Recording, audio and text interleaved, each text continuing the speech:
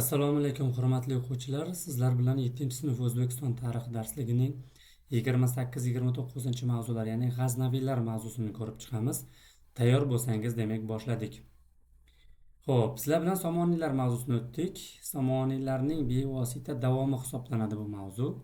Sababi G'aznaviylar davlatining paydo bo'lishida Somoniylarning o'rni bor. Hozir ko'rib chiqamiz.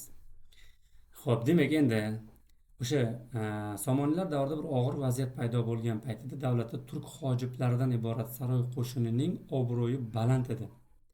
Demak, saroy qo'shini turk hojiblaridan tashkil topgandi. Nima uchun ularning obro'yi baland edi? Chunki harbiy va mudofaa ishlari ularning qo'lida turardi. Shuning uchun ham ularning obro'yi baland bo'lgan.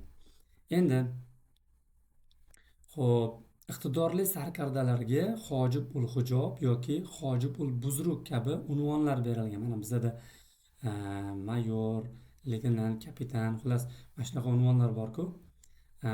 Qancha xizmat davri uzayaversa, ularning lavozimi ham oshib boraveradi, yaxshi xizmat qilganligi uchun. Xuddi shunday ularda ham shunaqa lavozimlar oshib boravergan. Hattoki deyapti, ularga ayrim viloyatlarni boshqarish huquqi ham berildi. Ya'ni o'sha hojiblarga viloyatlarni boshqarish huquqi ham berilgan ekan. Nima uchun bunaqa deyapmiz? Sababi hozir mana ayrim viloyatlarni boshqarish.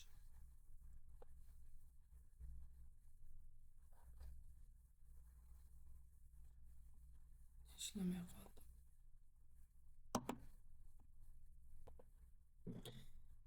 Xo'p, mana misol uchun shunaqa nimalardan biri, hojiblardan biri bu Alptegin bo'lgan. 962-963-yillarda G'azna viloyatini, G'azna va Afg'oniston hozirgi G'azna viloyatini Alptegin noyib va lashkarboshi sifatida boshqargan. Tushunarli? Noyib degani bu hokim degani. U keyinchalik G'azna va Kobul viloyatlarini ham mustaqil idora etishga intilib, G'aznaviylar davlatiga asos soladi. Xo'p, G'azna shahri davlat poytaxti bo'ldi. Demak, asoschisi Alptegin ekan. 962-963-yillarda. Endi G'azna shahri davlat poytaxti bo'lgan. Sulola nomi saltanatning poytaxti G'azna shahridan olingan. G'azna shahri bo'lganligi uchun G'aznaviylar deyiladi. Endi demak, asoschisi Alptegin, uning davrida G'azna bilan Kobul boshqarilgan. Xo'p, mana shu hukmdorlar bilan bog'liq bo'lgan mana bu savollar tushadi. Qaranglar. Kimning davrida G'aznaviylarning siyosiy nufuzi ortib Somoniylar tomonidan e'tirof etilgan degan savol tushgan. Bu Sabuqtegin, ya'ni 2-Alptegindan keyin taxtga o'tirgan hukmdor bu Sabuqtegin hisoblanadi. Uning davrida G'aznaviylarning siyosiy nufuzi ortib, Somoniylar tomonidan e'tirof etilar, ya'ni tan olinar ekan. Uning hukmronlik yillari 977-997, 20 yil hukmronlik qilgan. Endi mana aytdi, G'azna Afg'onistonning janubiy sharqiy qismidagi shahar debdi, bu tomonlari kerak emas bizga. Xo'p, endi Sobiqtegin haqida to'xtaladigan bo'lsak, Sobiqtegin o'zi aslida Sirdaryo bo'yida yashagan Barsxon turkiy urug'iga mansub bo'lgan. Xo'p, u yoshligida asir olinib, keyin sotib yuborilgan, qo'l qilib.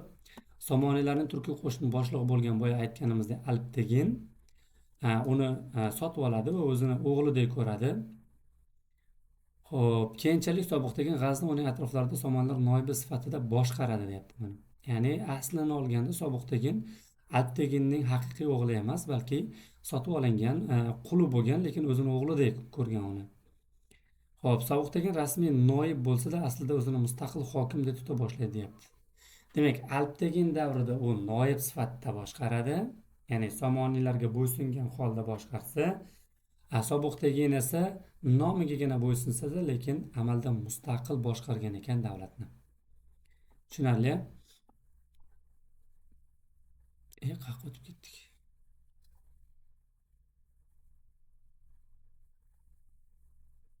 Xo'p, endi shijoatkor sarkarda Sobiqtegin dushmanlarga qarshi kurashda Somoniylarga yordam berdi, deyapti. Va buning uchun Nosiruddin ad-Davlat, davlat va din himoyachisi degan sharafiga sazovor bo'ldi, deyapti. Endi shu yerda bitta narsani tushuntirib ketay. Sobiqtegin dushmanga qarshi Somoniylarga yordam berdi. Qaysi dushmanga qarshi? Bu yerda esinglardan chiqarmanglar.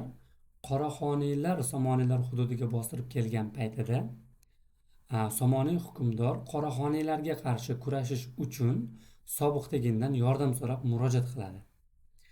Sobiqtegin 20 ming kishilik qo'shin bilan borib, Somoniylar bilan birlashib, Qoraxoniylarni quvib chiqargan. Bu birinchi jang edi. Lekin keyingi janglarda Sobiqtegin yordamga bormaydi. Xo'p, hozir uni ko'ramiz. Endi Sobiqteginning o'g'li bo'lgan Mahmud G'aznaviy hukmronligi davrida davlat hududi nihoyatda kengayadi. Mahmud G'aznaviy Xurosonni butkul Somoniylar davlatidan ajratib oldi, deyapti buni. Xo'p, Xuroson bilan Movaroun nahrni sizlarga tushuntirib berdim. Hozir yana ko'ramiz. Xo'p, qaranglar, men bu yerga hozir men 963-yil deb yozib oldim. Mana bu yerda Qoraxoniylar bor, mana bu yerda Somoniylar bor. Mana O'zbekiston hududi mana.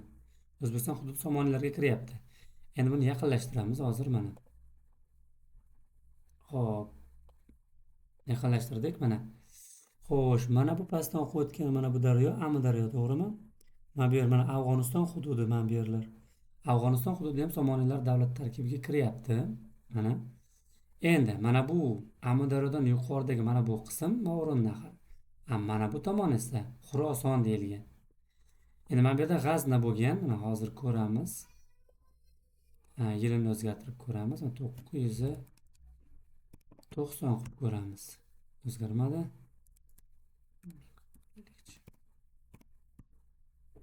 Mana Somoniylar yo'q, chunki 995-yilda egallaydilar. 998 qilaylikda mana. 995. 995-yilda Somoniylar bor edi. G'aznaviylar ularning tarkibida bo'lgan. Mana 996 qilib ko'ramiz. Bor, 997 bor, 998 o'sha mana yo'q. G'aznaviylar bor o'rnida. Nima uchun G'aznaviylar paydo bo'ldi? Mana Qoraxoniylar boya aytganimdek Somoniylarga hujum qildi. Aytaylik mana. Qoraxoniylar Somoniylarga hujum qildi. Mana bu hozirgi O'zbekiston hududi ham o'sha paytida Somoniylarniki edi deylik. Mana.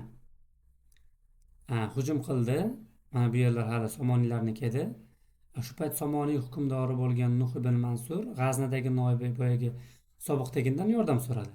Sobiqtegin qo'shimcha kuch bilan borib, Somoniylar bilan birlashib, Qoraxoniylarga qarshi jang qildida, Qoraxoniylarni quvib yubordi. Qoraxoniylar qaytib ketdi. Lekin keyin Qoraxoniylar 997-yil yana qaytadan hujum qilish uchun qaror qilishadi. 996-yilda adashmasam hujum qilishni boshlaydi bu yerga. Shundan keyin Somoniy hukmdori yana boyagi G'aznadagi noibidan yordam so'raydi. Yana dedi, yordam ber menga deydi. Lekin G'aznadagi noib bo'lgan Sobiqtegin bu safar Somoniylarga yordam bermasdan Qoraxoniylar bilan til biriktiradi. Ikkalasi kelishib Somoniylarga qarshi jang qiladi. Va shundan keyin mana 996 qilaylik, mana O'zbekiston hududi Qoraxoniylar qo'liga o'tib ketadi. Bu tomonda esa Somoniylar nomigagina mavjud bo'lgan. Somoniylar 998-yil, 999-yil oxirgi yili bo'lgan. Mana 999-yilda Somoniylar butunlay yo'q qilinib, uning o'rniga G'aznaviylar davlat paydo bo'ladi. Endi Qoraxoniylar bilan G'aznaviylar chegarasi esa Amudaryo etib belgilandi. Demak, G'aznaviylar bilan Qoraxoniylar Somoniylarni bo'lib olgan. Chegara Amudaryo bo'lgan, mana Amudaryo. Tushunarli-a? Xo'p, kitobga qaytamiz. Xo'p, endi Mahmud G'aznaviy, boyagi Sobiqteginning o'g'li, xo'p, o'sha paytida mana Xuroson qismini Somoniylardan ajratib oldi, deyapti. Uning davrida G'aznaviylar davlati Sharqning eng qudratli davlatlaridan biriga aylandi. Ya'ni kimning davrida eng qudratli davr? Ya'ni har bitta hukmdorning bo'lgan hukmronlik davrida bo'lgan voqealar bo'yicha savol tushadi. Boya aytganimdek. Endi bu davrda Bag'dod xalifasi Mahmud G'aznaviyga Yamin ud-Davla va Amin ul-Milla, ya'ni musulmon davlatining o'ng qo'li va millat omonligi degan faxriy unvonni bergan. Eslab qolinglar. Mahmud G'aznaviyga musulmon davlatining o'ng qo'li va millat omonligi degan unvon berilgan ekan. Har bitta hukmdorning unvoni bor. Adashtirib bormanglar. Buning uchun esa Mahmud G'aznaviy Abbosiylar xalifaligini rasman tan olib, uni payg'ambar avlodlari sifatida qadrlaydi. Bu davrda Mahmud G'aznaviyning davlatni to'liq mustaqilligidan darak beradi. Ya'ni Abbosiylarning bu davlatni tan olganligi uning mustaqilligidan darak berar edi. Xo'p, bu yerda Mahmud G'aznaviyni mag'lub etgan malika haqida qo'shimcha ma'lumot berilgan. Xo'p, hozir shuni qisqacha tushuntirib beraman. Undan oldin men xutba nimaligini aytay. Xutba degani juma namozida hukmdor nomini aytib, uning haqqiga duo o'qish, olqishlash xutba deyiladi. Ana hozirgi kunda ham juma namozlariga borsak, imom o'sha 2 rakat farzdan oldin xutba o'qiydi. Oldin shunaqa an'ana bo'lganki, xutbada qaysi hukmdorning ismi qo'shib o'qilsa, o'sha hududlarning hukmdori o'sha odam, ya'ni xutbada nomi aytilgan odam shu joylarning hukmdori degan ma'noni bildirgan.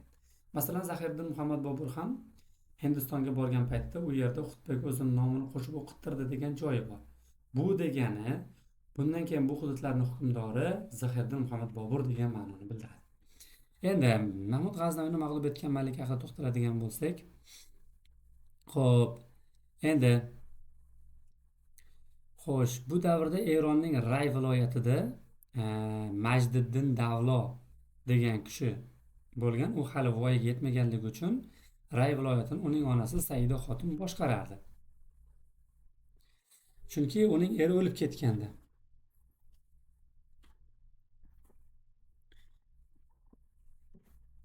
Xo'p, endi Mahmud G'aznaviy Saida xotinga elchi yuborib, o'zining nomini xutbaga qo'shtirishni va juma namozida buni o'qittirishni hamda tanga, ya'ni Mahmud G'aznaviy nomi ko'rsatilgan tanga zarb ettirishni talab qiladi.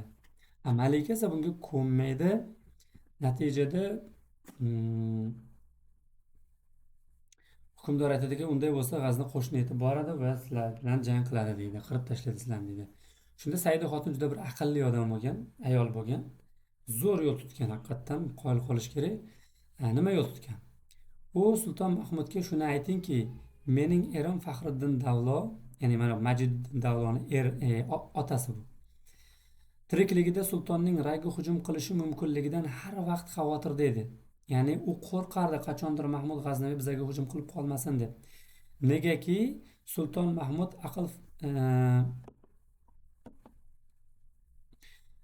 chunki u deydi, bizani sizlarga asir tushib qolishimizdan qo'rqardi deydi. Erim vafot etgandan keyin esa men qo'rqmay qo'ydim deyapti. Sababi mening nazarimda deyapti boyagi ayol, Saida xotin aytayapti. Sulton Mahmud aql farosatli hukmdor. U xotin kishi bilan jangga kirishni o'ziga ep ko'rmasa kerak deb. Qaranglar, psixologik jihatdan o'rayapti-da. Sen zo'r hukmdorsan, sen qudratli hukmdorsan, lekin shunaqa qudratli hukmdor ayol kishi bilan jang qilsa bu uyat-ku degan ma'noda aytayapti. Shu narsa ma'lumki deyapti. Sherning erkakligiga emas, urg'ochisi ham xavflidir. Agar u bizga hujum qilmoqqa qaror qilsa, u vaqtda Xudo biladi, men jangdan qochmayman. Ikkisidan biri bo'ladi. Yo g'alaba men tomonda bo'ladi, yoki men yengilaman. Agar g'alaba menga nasib qilsa, u vaqtda dunyoga elchilar jo'natib, qudratli hukmdor bo'lgan kimsan Mahmud G'aznaviy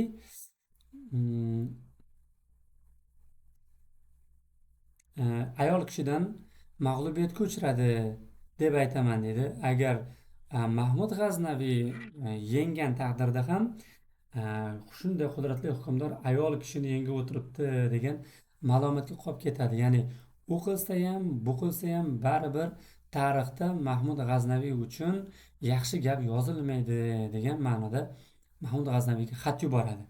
Mahmud G'aznaviy esa u xatni o'qib, haqiqatdan ayolning aql farosatiga tan beradi va Ray viloyatiga hujum qilish niyatidan voz kechadi. Qachonki Saida xotin vafot etgunigacha Mahmud G'aznaviy Ray viloyatiga umuman hujum qilmagan. 1029-yili Saida xotin vafot etadi va aynan o'sha vafot etgandan keyin 1030-yilga kelib Mahmud G'aznaviy Ray viloyatini bosib oladi. Tushunarli? Davom etamiz. Xo'p, 1006-1008-yillarda Qoraxoniylar Xurosonga bostirib kirdi. Boya aytdik-ku, Qoraxoniylar bilan birgalikda bular Somoniylarni bo'lib olishuvdi-ku. Endi ikkalasi bir-biriga dushman bo'lib qoldi. Va Xurosonga bostirib kirishdi. Ya'ni Amudaryodan kechib o'tib Xurosonga bostirib kirishdi. Mahmud G'aznaviy ularni haydab chiqaradi. 1017-yil esa kuyovi, ya'ni Mahmud G'aznaviyning kuyovi Xorazmshoh Ma'mun ibn Ma'munga suiqasd uyushtirilib, u o'ldiriladi. Natijada jahli chiqqan Mahmud G'aznaviy shu yili bahorda Xorazmga yurish qiladi. Xorazm yaqinida bo'lgan jangda Xorazm qo'shini mag'lubiyatga uchratiladi va u yerga Mahmud G'aznaviy kirib borib, juda ko'p fan arboblarini, xususan mana Abroyxon Beruniyni ham G'aznaga olib keladi. Shu paytida Xorazmda nima ham bo'lgan? Ibn Sino ham bo'lgan. Ibn Sino G'aznaga kelmaslik uchun qochib ketadi. Lekin Beruniy keladi. Keyinchalik Mahmud G'aznaviy bu yerga Oltintosh degan odamni noyib etib tayinlaydi. Mana shunday qilib qaranglar, Xorazmda 3-sulola Oltintoshiylar boshlanadi. Birinchi sulola Afrig'iylar edi, esinglarda bo'lsa. Ikkinchi sulola mana shu Ma'mun hukmronlik qilgan uchun Ma'muniylar. Uchinchi sulola esa mana bu Oltintoshiylar sulolasi hukmronlik qiladi Xorazmda o'rta asrlarda. To'rtinchi sulola bu Jaloliddin Manguberdining sulolasi, ya'ni Anushteginilar sulolasi bo'ladi. Hali o'tamiz. Endi keyinchalik Mahmud G'aznaviy Qoraxoniylarga tegishli bo'lgan Amudaryo bo'ylariga yurish qilib, Chag'oniyon, Qobodiyon va Xuttalon kabi chegaradosh viloyatlarni ham o'z davlat tarkibiga qo'shib oladi. Bu yerlar Qoraxoniylarniki bo'lgan. Mahmud G'aznaviy Erondagi Ray va Jilob yerlarni ham o'z mulkiga qo'shib oladi. Mahmud G'aznaviy o'z davrining yetuk sarkardasi bo'lgan, she'rlar yozgan, xolos tillarni bilgan va u 1030-yilda vafot etgan.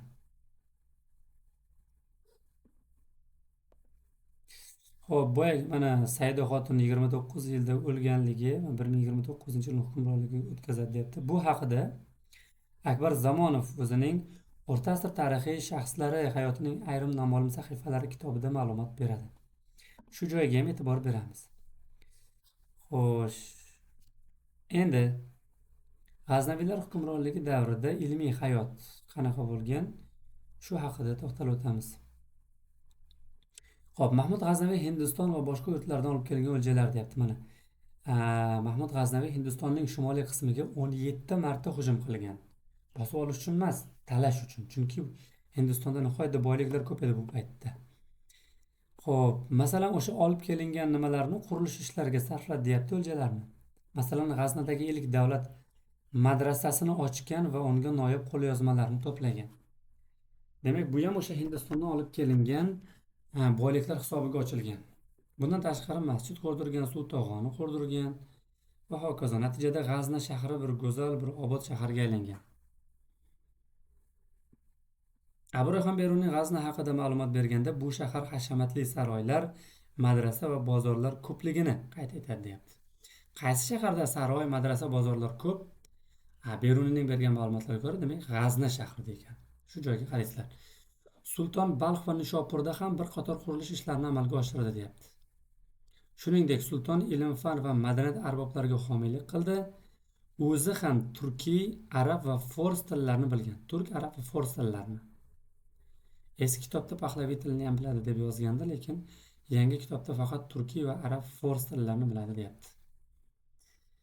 Xo'p, endi uning saroyida xizmat qilganlar bular: Abul Hasan Farruhiy, Abdulmajid Sanoiy, Unsuriy, Manochehriy, Utbiy, Gardiziy va Bayhaqiy kabi tarixchi va shoirlar faoliyat ko'rsatgan.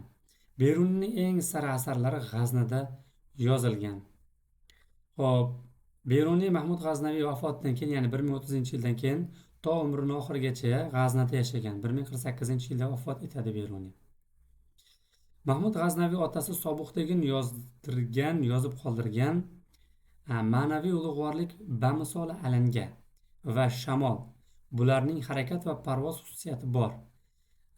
Maishat esa qiya, yerdagi qum uyumiga o'xshash. Uning tubanlikka surilish xosiyati bor degan nasihatiga amal qilib, ilm-fanga katta e'tibor bergan. Xo'p, shu yerda tushundiringmi nima deganligini? Mana ma'naviy ulug'vorlik degani mana ilm-fanni rivojlantirish deyapti. Bu olovga o'xshaydi yoki shamol deyapti. U har doim parvoz qilib yuradi. Ya'ni olov yuqoriga qarab yonadi, shamol esa kezib yuradi. Parvoz qiladi deyapti. Maishat esa deyapti, ya'ni maishatga berilish esa u qumga o'xshaydi. Qayerga qarab ag'darsang, shu tomonga qarab og'ib ketaveradi. Shuning uchun ilm fanga e'tibor qarat degan otasi. Sabuq degan. Qul bo'lsa ham qaranglar, ilm fanga qanchalik e'tibor bergan. Demak, shu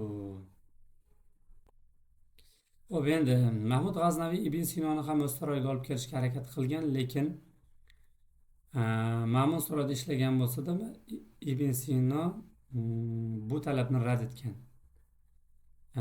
U bilan birgalikda Masihiy ham Ibn Sino bilan Mahmud G'aznaviy saroyida xizmat qilishni istamay, Xorazmdan chiqib ketishga qaror qilishgan. Mahmud G'aznaviy deyapman, Ibn Sinoni saroyga jalb qilish uchun ko'p uringan, hattoki uning siymosini qog'ozga chizdirib qidiruvga ham bergan, lekin baribir olib kela olmagan. Endi Firdavsiy bilan aloqalari bu davrda Fors shoiri, Fors degani bu hozirgi Eron.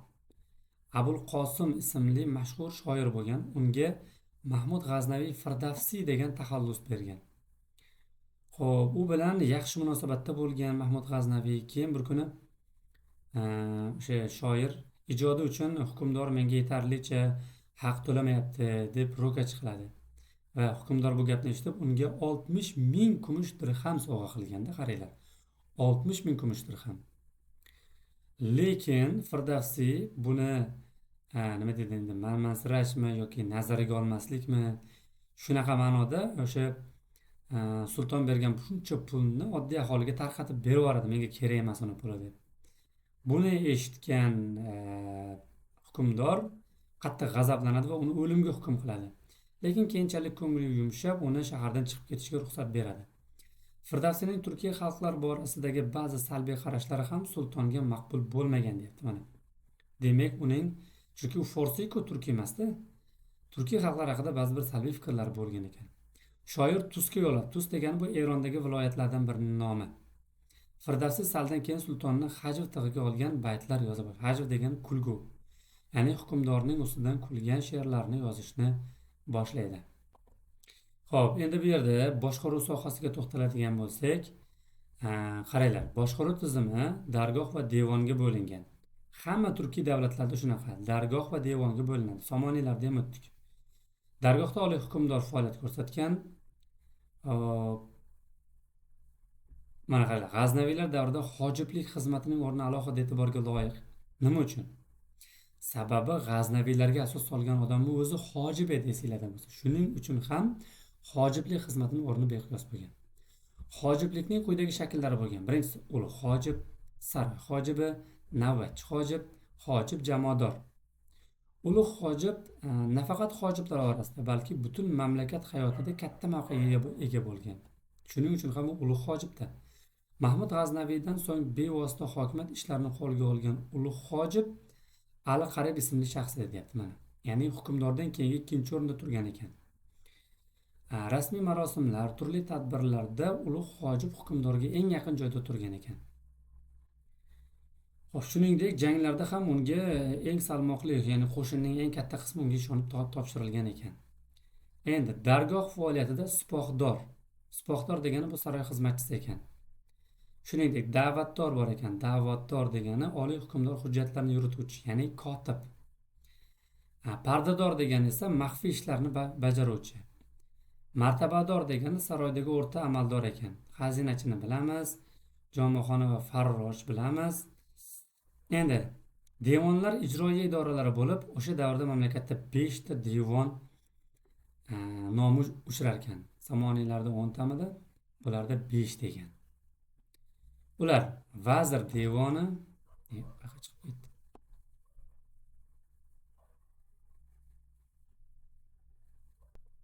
demak, ular vazir devoni, harbiy ishlar devoni, ya'ni vazirlik degani bu. Xo'p, elchilik va boshqa rasmiy tadbirlarni uyushtiruvchi devon, ya'ni vazirlik, moliya vazirligi, xat-xabar devoni, ya'ni xat-xabar vazirligi kabi vazirlarga bo'lingan ekan. Viloyatlarning boshlig'i valiy deb atalgan ekan. Uni oliy hukmdorning o'zi tayinlagan ekan. Viloyatlardagi boshqaruv ishlarini amir olib borgan ekan. Qaranglar, viloyat hukmdori bor, boshqa ekan. Uni boshqaradigan odam boshqa ekan. Shu joyga e'tibor beringlar. Viloyatni hukmdori voliy deyilgan ekan, uni boshqaradigan odam amir deyilgan ekan. Shaharning boshlig'i rais deyilgan ekan, uni boshqaruvchi odam esa kutvol deyilgan ekan. Tushunarli? Xo'sh, keyingisi bosh qo'mondon esa Sipoh Solor deb atalgan. U sulolaning eng ishonchli vakillaridan bo'lgan. Xo'p, Mahmud G'aznaviy davrida Sipoh Solor mansabiga eng yaqin odamlardan biri bo'lgan ukasi Muhammad Yusufni demak Sipoh Solor lavozimiga tayinlagan ekan. Yuqori darajadagi harbiy lashkar boshilar Salor, yuqori darajada bo'lsa Salor, o'rta darajada bo'lsa Sarxang deyilgan ekan. Hattoki qaranglar, bitta narsa, G'aznaviylar davlatida o'sha paytida ko'pchilik davlatda bo'lmagan harbiy kemalar ham mavjud bo'lgan ekan, ya'ni flot mavjud bo'lgan ekan. Tushunarli, hatto Amir Temur qo'shinida ham flot bo'lganligi noma'lum. Lekin G'aznaviylarda bo'lgan ekan. Xo'p, demak bugungi mavzuyimiz mana shulardan iborat. E'tiboringiz uchun rahmat. Sog' bo'linglar.